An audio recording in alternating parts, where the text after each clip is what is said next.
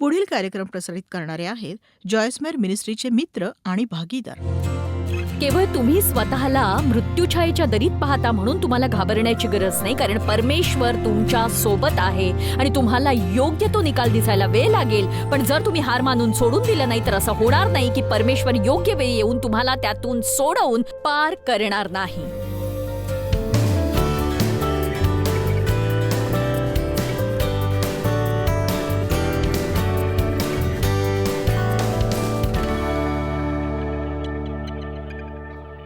नीतिमत्तेच्या वाटेत मार्गदर्शन होऊन वाढ होण्यास आपण नवीन गोष्टी करायला हव्यात आणि आपली बदलण्याची तयारी असावी. आणि आता इथे एक मेंढरू सत्य आहे, ते त्याच कुरणात सदैव चरत बसतील जोवर मेंढपाळ येऊन त्यांना हलवणार नाही. खरं तर ते कुरण संपवून टाकतील, ते त्याला नष्ट करतील आणि ते कुरण परजीव व्यापून टाकतील. निरोगी राहण्यासाठी त्यांना नियमितपणे हलवावंच लागतं.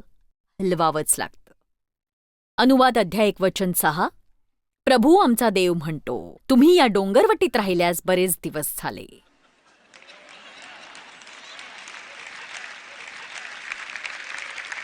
बघा, तुमच्यापैकी काही जण त्यांच्याच समस्येभोवती नाचत राहिले आहात. गेली 20 वर्ष तुमची तीच वाईट मनोवृत्ती आहे. तुम्ही एकाच व्यक्तीवर गेली 5 वर्ष चिडलेले आहात आणि गेली 20 वर्ष तुमच्या खांद्यावर ती गोष्ट अडकलेली आहे आणि आता पुढे सरकण्याची वेळ आलीये. हो, ख्रिस्तावरच्या विश्वासाद्वारे तुम्हाला परमेश्वरासोबत आता योग्य करण्यात येईल, पण आता थोडं आणखी चमकण्याची वेळ आलेली आहे. एक सांगू का की येशू जगाची आशा आहे, पण लोकांना येशू दिसणार नाही जर ते त्याला त्या लोकांद्वारे पाहत राहिले तर. तुम्हाला देवाने कुठेही आणलं असो, कुठलाही परिसर, कुठली नोकरी, कुठलीही शाळा, कुठलंही चर्च, तुम्हाला देवाने हेतुतः काही कारणास्तव तिथे ठेवलेलं आहे आणि तुमचा हेतू हा चमकणं आहे. चला आता. पण मी काय करावं अशी देवाची इच्छा आहे ती नाही माहीत. माझं पाचारण काय ते माहीत नाही. चमका. कामाला जा, हसतमुख राहा. जेव्हा लोक तुम्हाला विचारतील तुम्ही इतके खुश कसे असता, कारण मी येशूला ओळखतो. मला नेहमीच आशा आहे. माझी परिस्थिती नेहमीच बरोबर नसेल जशी मला हवी आहे, पण तो माझ्या सहाय्यासाठी आहे.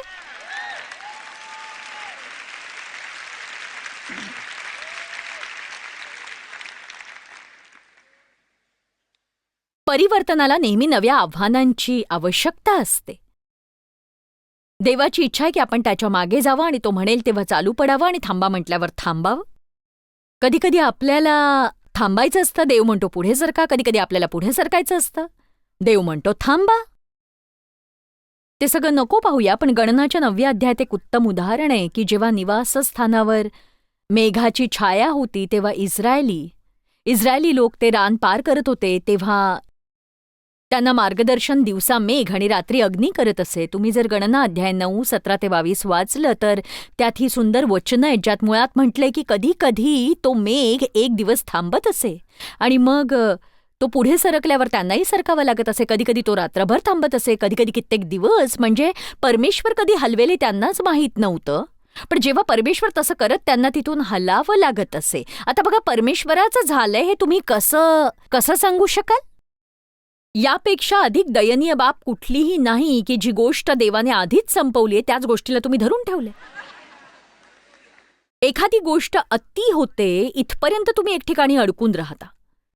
तुम्हाला असं वाटतं का तुम्ही एका चक्रात फसलाय, त्यातून तुम्हाला बाहेरच पडता येत नाही, तुम्हाला नवीन गोष्टीची गरज आहे, पण तुम्ही हलायला आळस करताय, तुम्हाला भीती वाटते. एखाद्या गोष्टीचा तुम्हाला जेव्हा सर्वाधिक फायदा होत नाही तेव्हा तुम्ही पुढे सरकायला हवं. तुम्ही बदल घडवून आणावात.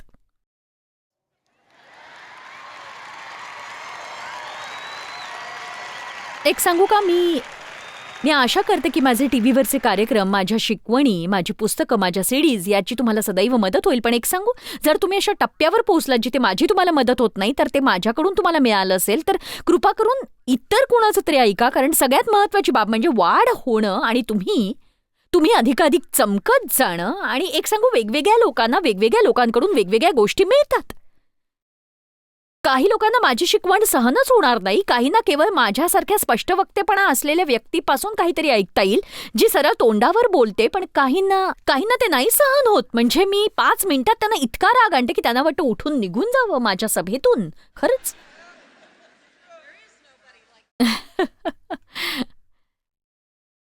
तुम्ही एखाद्या नोकरीत अनेक वर्ष फसून आहात का? तुम्हाला खरं तर नव्या कोरणाची गरज आहे. तुम्ही अशा चर्चमध्ये आहात जिथे तुमची आध्यात्मिक वाढ होत नाहीये?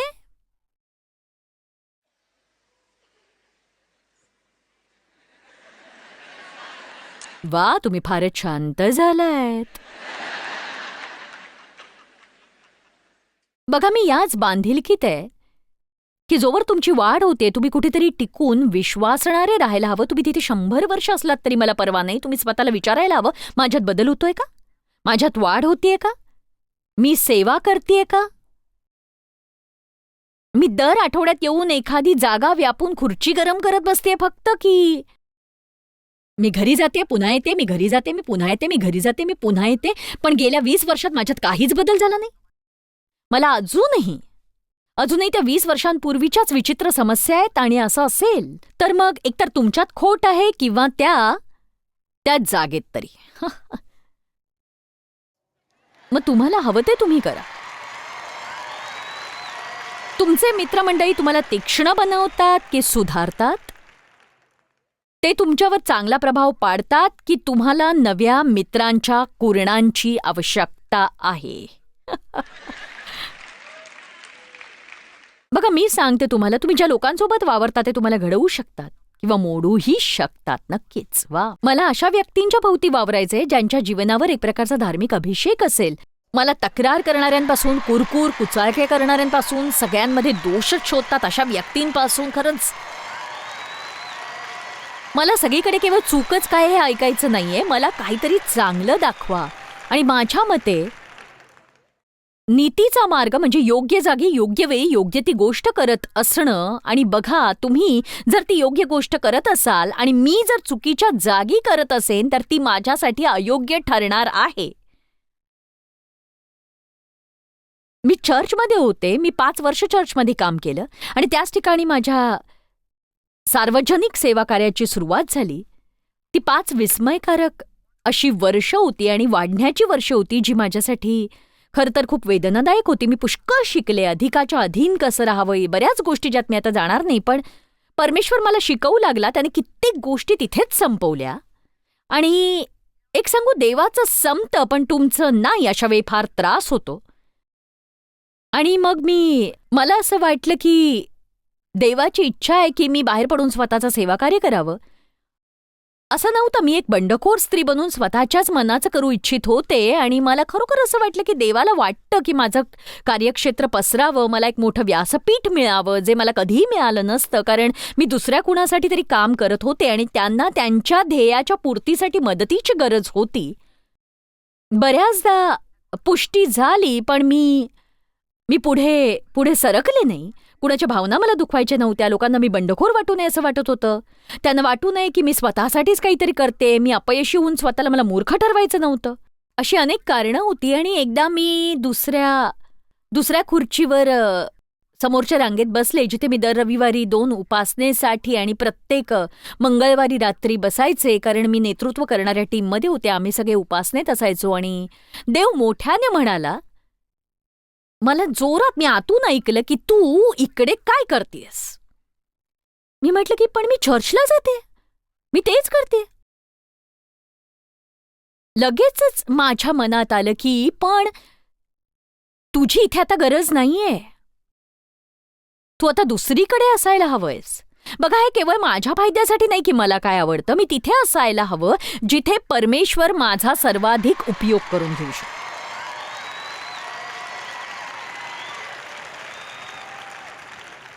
आणि जसं मी म्हटलं, मी माहितीये ना, बघा कृपा करा, तुमची वाढ होत असली आणि तुम्ही सेवा करत असाल, तुम्ही आहात तिथेच राहा. मी कुणालाच हे प्रोत्साहन देत नाही की तुम्ही चर्च सोडावं, नोकरी सोडावी, मित्रमंडळी सोडावी. पण मी केवळ तुम्ही जे करता त्याच्या फळाचं निरीक्षण करा एवढं म्हणते. तुम्ही वाढत आहात का ते बघा. तुम्ही देवाच्या इच्छेनुसार होण्यासाठी तुम्हाला मदत होतेय का ते बघा. जर जर तुम्हाला दुसरं काही करायचं असेल तर तुम्ही विचित्र किंवा कुचकट पद्धतीने ते करू नये. त्या चर्चचे पालक अजूनही माझे चांगले मित्र आहेत, जे मी साधारण 25 वर्षांपूर्वी सोडलं होतं चर्च, आणि आमचे संबंध चांगले आहेत. गोष्टी करण्याचा एक योग्य मार्ग असतो, अयोग्यही मार्ग असतो. बघा, जर मी अयोग्य कारणास्तव टिकले असते तर मी जे करतेय ते मी केलं नसतं, हे लक्षात घ्या. मी जगभरातल्या लोकांपर्यंत पोहोचू शकले नसते. आणि मी तुम्हाला इतकंच सांगते की परमेश्वर जर तुम्हाला पवित्र धक्का देत असेल तर तुम्ही पवित्र आत्म्याच्या नेतृत्वात त्याच्या मागे जायला हवं. कधी कधी तसं केल्यानंतर ते सगळ्यांनाच आवडणार नाही, पण म्हणून वाईट वाटून तुम्ही जर केलं नाही तर आयुष्याच्या अखेरीस तुम्हाला पश्चाताप होईल की मी तसं केलं असतं तर बरं झालं असतं.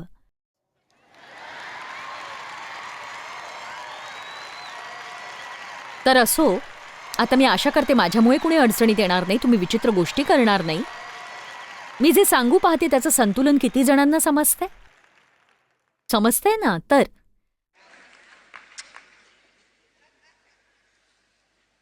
परमेश्वरासोबतचा माझा प्रवास हा इतर कुणाही सारखा चित्तवेधक असाच आहे. माझ्या लक्षात आलं की आयुष्याची ही कधीही न संपणारी रचना आहे, सोडून देणं आणि धरून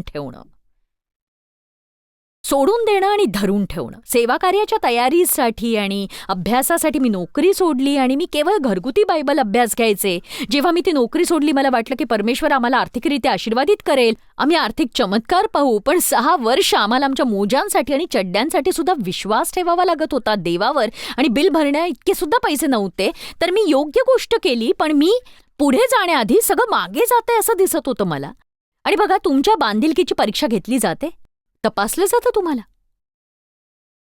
आपण बालपण सोडतो, आपण तरुण होतो, आपण तारुण्य सोडतो, आपण प्रौढ होतो, आपण मित्र सोडतो, कॉलेजमध्ये जातो, आपण मित्र सोडतो, घरी जातो, नोकरी करतो, लग्न करतो, आपल्या पालकांना सोडतो, आपल्याला मुलं होतात, आपण स्वातंत्र्य मागे सोडतो. मी जे म्हटलं ते किती जणांनी चुकवलं? आमेन. आपण अधिक जबाबदारी स्वीकारतो, आपली मुलं सोडून जातात, आपल्याला एका नव्या आयुष्याला पकडावं लागतं. आणि व्यक्तिगतरित्या सांगायचं तर मी माझ्या आयुष्यात अशा टप्प्यावर आहे ज्यात मला माझ्या सुरकुत्यांना स्वीकारावं लागतं, जे माझं प्राधान्य नाही. किती जण ऐकताय हे? किती जणांना तो गुडघा स्वीकारावा लागतो जो पूर्वी करता येणाऱ्या गोष्टी आता करू शकत नाही? आणि ती सुरकुती जी परवा तुम्ही आरशात पाहिलं तेव्हा नव्हती. आणि म्हणूनच बाब ही आहे की मी योग्य पद्धतीनेच गोष्टी करीन की मग मी त्या माझ्या इच्छेनुसार करीन. मला जे करायचे तेच मी करीन की मी देवाच्या इच्छेनुसार ते मी करीन. एक सांगू, जर आपण सगळ्या गोष्टी देवाच्या इच्छेनुसार केल्या तर आपल्याला सदैव शांती लाभेल. योग्य गोष्ट करणं हे नेहमीच अद्भुत असतं. आणि आपण आज बांधिलकी स्वीकारली तर काय होईल? परमेश्वरा, आत्तापासून मी तुझ्या मदतीने तेच करीन जे मला मनापासून योग्य वाटतंय. मी त्याबद्दल वाद घालणार नाही, मी सबबी सांगणार नाही. मला केवळ तेच करायचंय जे मला मनापासून योग्य वाटतंय. आणि बघा, किती जणांना माहितीये जेव्हा आपण खरेदीला जातो तेव्हा ते आपल्याला भरपूर सुट्टे देतात, तेव्हा तसं करणं हे योग्य नव्हे. तुमच्यापैकी किती जणांना माहिती की खरेदी केल्यावर आपली ट्रॉली पार्किंगच्या जागी मधोमध इतरांच्या गाडीला टेकवून ठेवणं हे अयोग्य आहे? सांगा मला. वा, हुशार आहात तुम्ही. किती जणांना माहिती आहे की बॉस बघत नसताना कामाच्या ठिकाणी इंटरनेटवर खेळ खेळत बसू नये? सांगा. अरे बापरे, अर्ध्यांनाच माहिती आहे हे फक्त. म्हणजे माझ्या संदेशात फेरबदल करून त्याला प्रामाणिकपणा हे नाव द्यायला हरकत नाही, नाही का? दुर्भाग्यवश पुष्कळशा लोकांना ते काय आहे हेच माहीत नाही. आपण योग्य तेच करायला हवं, कारण ते योग्य आहे, कारण त्याने परमेश्वराला मान आणि गौरव मिळतो जेव्हा आपण योग्य ते करतो. आणि त्याचे परिणाम आपण देवावर सोडायला हवेत. तुम्हाला नेहमीच ताबडतोब परिणाम नाही मिळणार. खरं तर तुम्ही नीतिमत्तेशी बांधिलकी धरून आहात हे सैतानाला दिसलं तर तो तुम्हाला त्रास देण्यासाठी मार्ग शोधेल. पण जर तुम्ही अट्टळ राहिलात तर तुम्हाला त्याचं असं प्रतिफळ मिळेल ज्याची कल्पनाही तुम्ही करू शकणार नाही, आणि ते आश्चर्यचकित करेल. आता ऐका, मी त्या कठीण कठीण गोष्टी बघते ज्यातून मी पार गेले आणि जे मित्र मी गमावले आणि मला चर्च सोडून जायला सांगण्यात आलं, माझी मस्करी केली गेली, हे सगळं हे फार वेदनादायक होतं. पण एक सांगू का, परमेश्वर विश्वासू आहे. आणि मी काय सांगते, मी अजूनही इथे आहे आणि मला लोकांना मदत करता येते. माझं आयुष्य म्हणजे तर सुखी आहे. मी 71 वर्षांची आहे आणि मी जगभर फिरतीये.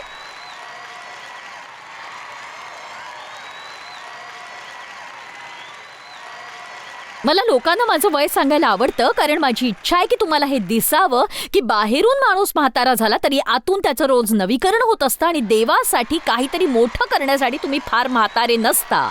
म्हातारा होऊन वाईट वाटत कुठेतरी आरामखुर्चीवर बसून राहायची गरज नाही. मला पूर्वीपेक्षा अधिक आरामाची गरज असते. मी विवेक वापरते. पण मी हा मुद्दा सांगू पाहते की तुम्ही जितकी मनापासून देवाची सेवा कराल, योग्य तेच करण्याचा प्रयत्न कराल, तुम्ही तितक्याच वेगवेगळ्या पद्धतीने तुमच्या आयुष्यात फायदे पाहाल नक्कीच.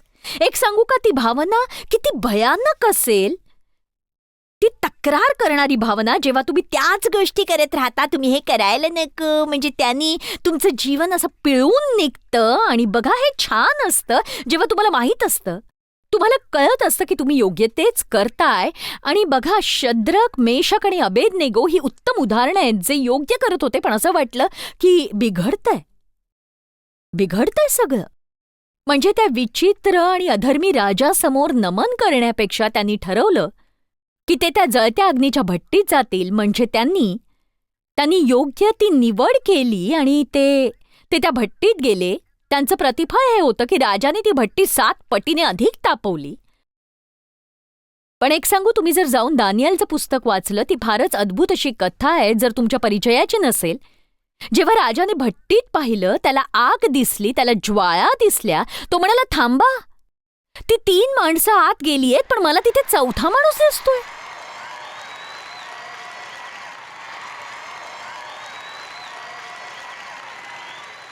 मला हा भाग फार आवडतो की ते बांधलेले होते, पण ते सुटलेले बाहेर आले. कधी कधी तुमच्या आयुष्यातलं सगळ्यात मोठं बंधनच त्या भट्टीत तुटतं. आणि म्हणूनच म्हणजे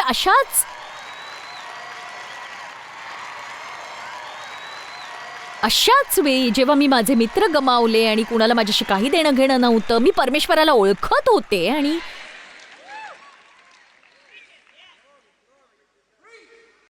आणि खरंच मला हे आवडतं. बायबल म्हणतं की जेव्हा ते बाहेर आले, त्यांच्यातनं धुराचा वासही आला नाही. तो मला नीतिमार्गाने चालवतो.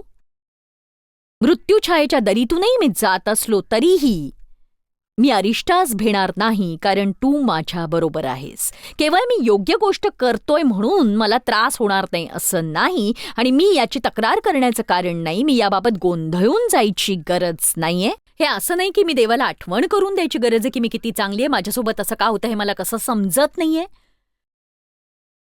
मीच का, पण मी का नाही. एक सांगू, म्हणजे अनेक प्रकारच्या गोष्टीतून पार जाणारे अनेक प्रकारचे लोक असतात. मी जर देवावर विश्वास ठेवला तर मी दरीत पर्वतावर सुद्धा विश्वास ठेवू शकते त्याच्यावर. आणि हा विश्वास ठेवू शकते की देवाकडे माझ्यासाठी काहीतरी चांगलंच आहे, मग ते त्या भट्टीत असले तरी सुद्धा. पोटिफरची पत्नी योसेफाला मोहात पाडू इच्छित होती. जेव्हा त्याने योग्य निर्णय घेतला, त्याने आपला नैतिक दर्जा टिकवण्यासाठी नकार दिला. बापरे, आजकाल असं झालं असतं तर बरं झालं असतं. मी तिकडे जाऊच नाही ना, बरोबर ना? वाव. त्याने नकार देत म्हटलं की नाही, मी तुझ्याशी संबंध जोडणार नाही. का? कारण ते योग्य नाही. त्याने ते देवाला मान देण्यासाठी केलं. बस संपली गोष्ट. आणि तिने त्याच्याबद्दल खोटं सांगितलं. ती म्हणाली त्याने तिच्यावर हल्ला करण्याचा प्रयत्न केला. पोटिफराने तिच्यावर विश्वास ठेवला. आणि योसेफ 13 वर्ष त्या गोष्टीसाठी तुरुंगात गेला जी त्याने केलीच नव्हती. त्याने योग्य तेच केलं. 13 वर्ष तुरुंगात घालवली. पण तुरुंगात असताना देवाने तेव्हाच त्याला तो मनुष्य घडवला, तसा मनुष्य घडवला जो उपयोगात येऊ शकेल. आणि तो त्या खड्ड्यातून राजवाड्यात गेला आणि शेवटी तो संपूर्ण राज्याचा 2ऱ्या क्रमांकाचा राज्यकर्ता झाला.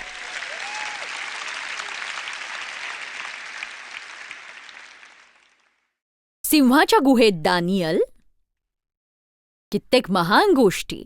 दानियल सचोटीचा माणूस होता. इतर लोक आणि उच्च पदाधिकारी त्याचा द्वेष करत होते, कारण राजाची त्याच्यावर मेहेर नजर होती. एक सांगू, तुम्ही जर सचोटीची व्यक्ती असाल तर एखाद्या दुष्ट राजाला देखील तुम्ही आवडाल. म्हणून त्यांना हे माहीत होतं की दानियलला राजाच्या नजरेत पाडण्यासाठी एकच मार्ग होता, तो म्हणजे असा काही कायदा बनवणं ज्यात धार्मिक बांधिलकी असेल, जो तो कधीही करणार नाही, कारण तो परमेश्वराला मान देत असे. म्हणून त्यांनी राजाला असा कायदा बनवायला लावला की कोणीही कुठल्याही मनुष्याला किंवा इतर देवाला किंवा राज्याला किंवा राज्यकर्त्याला काही मागणी करता कामा नये किंवा त्यालाच करावी, नाहीतर त्यांना सिंहाच्या गुहेत टाकण्यात येईल. आता दानियलला दिवसात 3दा खिडकी उघडी ठेवून प्रार्थना करायची सवय होती. त्याने खिडकी उघडी ठेवूनच दिवसातून 3दा प्रार्थना करणं चालू ठेवलं. आणि मला हे आवडतं की तो असं नाही म्हणाला की मी प्रार्थना करीन पण ती शांतपणे करीन, म्हणजे मला कोणी पकडूच शकणार नाही. आणि निश्चितच त्याला सिंहाच्या गुहेत टाकण्यात आलं. त्याच्यापेक्षा राजाला या गोष्टीचा खूप त्रास झाला. राजा रात्रभर जागा होता. आणि एक सांगू, तुम्ही अयोग्य गोष्ट केल्यावर तुम्ही झोपू शकत नाही. सिंहाच्या गुहेत दानियल रात्रभर झोपला याचा बायबल आधारित पुरावा नाही, पण मी अशी चित्र पाहिली आहेत ज्यात तो पडून आराम करतोय आणि त्याच्या भोवती सिंह आहेत. आणि जेव्हा राजाने दुसऱ्या दिवशी सकाळी पाहिलं की तो जिवंत आहे, तो खूप उत्साहित झाला की अरे वा, तुझा देव तुला वाचवायला येतो. आणि तो म्हणाला की माझा देव आला, त्याने सिंहाचं तोंड बंद केलं आणि माझी सुटका केली. मुद्दा असा, तुम्ही योग्य गोष्ट करा, तुम्हाला शिक्षा झाली तरीही परमेश्वर येऊन त्या सिंहाचं तोंड बंद करेल आणि तो येऊन तुमची सुटका करेल.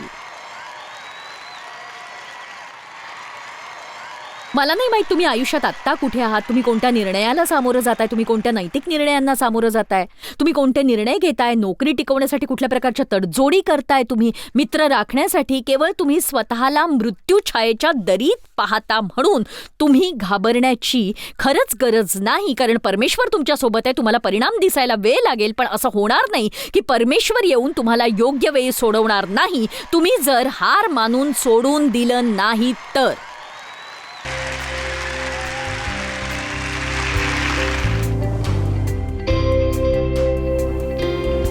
अमॅन्डा जी कॅनडात राहत होती, तिची वाढ एका अधर्मी घरात झाली होती आणि ती मोठी होत असताना तिने खिन्नता अनुभवली. आणि जरी ती आपल्या प्रेमळ आणि मोकळ्या मनाच्या कुटुंबासोबत राहत होती तरी तिला वाटलं की काहीतरी चुकतंय. आणि तिने हे लिहिलं की माझी खिन्नता जगापासून मी लपवली, मी स्वतःचा द्वेष करू लागले.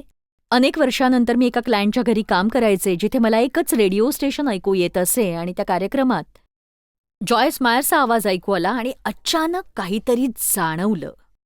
मी घरी जाऊन जॉयस मायर्सच्या वेबसाईटवर गेले, डझनावारी व्हिडिओज पाहिले आणि मी माझं अख्खं आयुष्य विश्वासाच्या काठावर घालवलं होतं. आणि शेवटी एक आवाज मला ऐकू आला, जो होता, वेळ आलीये. मला ख्रिस्ताकडे वाट दाखवण्यासाठी मी या सेवाकार्याचे आभार मानू इच्छिते आणि सुवार्ता प्रसारासाठी मी जॉयस मायर मिनिस्ट्रीसोबत पार्टनर बनून मदत करू शकते, याचा मला आनंद आहे. बघा, आमच्या वेबसाईटवर साधारण 4 दशलक्ष व्हिजिट्स असतात. त्या लोकांकडून जे कार्यक्रम ऑनलाईन पाहतात, रोज मनन साहित्य वाचतात आणि विश्वास वाढण्यासाठी इतर गोष्टीही करतात. आणि ही एक प्रचंड मोठी संधी आहे. आज देवाने जे मीडिया हे माध्यम उपलब्ध केलंय, आम्ही कित्येक लोकांपर्यंत पोहोचू शकतो आणि ख्रिस्ताचं ज्ञान लोकांपर्यंत इतकं दूरवर पोहोचवता येतं. अशा काळात आपण आता जगतोय आणि म्हणून मी तुम्हाला विनंती करू इच्छिते की लोकांपर्यंत पोहोचण्यासाठी तुम्ही आमच्यासोबत पार्टनर बनाल का? तुम्हाला आर्थिक पार्टनर बनता येईल का, जिथे तुम्ही नियमितपणे दान द्याल आणि आम्हाला त्याचं खरंच खूप कौतुक असेल आणि तुम्हाला तो आनंद मिळेल की भरकटलेल्या लोकांपर्यंत पोहोचण्यासाठी आणि लोकांना त्यांच्या विश्वासात वाढण्यासाठी तुम्ही सहभागी आहात. म्हणून आमच्याशी संपर्क साधण्यासाठी आम्ही माहिती देतो. आर्थिक पार्टनर बनण्यासाठी तुम्ही प्रार्थनापूर्वक विचार करा. आणि तुम्हाला खरंच असं वाटतं कामा नये की माझ्याकडे पुरेसं नाही, कारण काहीच न केल्यापेक्षा थोडं केलेलं कधीही बरंच असतं. आणि म्हणून मला विश्वास आहे की जसं तुम्ही देत राहाल, परमेश्वर त्याच्या वचनानुसार आर्थिक आशीर्वाद देईल की जेणेकरून तुम्ही अधिकही देऊ शकाल. नक्की तुमच्या दानाबद्दल मनापासून आभार आणि परमेश्वर तुम्हाला आशीर्वाद देऊ. जॉयस्मायर मिनिस्ट्रीज करता तुम्ही खूप मौल्यवान आहात. आम्हाला तुमचं कौतुक आहे आणि जगभरामध्ये हे सेवा कार्य शक्य करण्याकरता आम्ही आमच्या मित्रांचे आणि पार्टनर्सचे आभारी आहोत. आम्ही एकत्रितपणे भुकेल्यांना खाऊ घालतो, गरिबांना वस्त्र देतो आणि राष्ट्रांना सुवार्ता सांगतो. तुमच्या प्रार्थनेच्या विनंती करता आमच्याविषयी आणखी माहिती मिळवा. जॉयसच्या कॉन्फरन्सच्या तारखा पहा आणि ख्रिस्ताची प्रीती जगभरामध्ये पसरवण्याकरता आमचे सहभागी व्हा.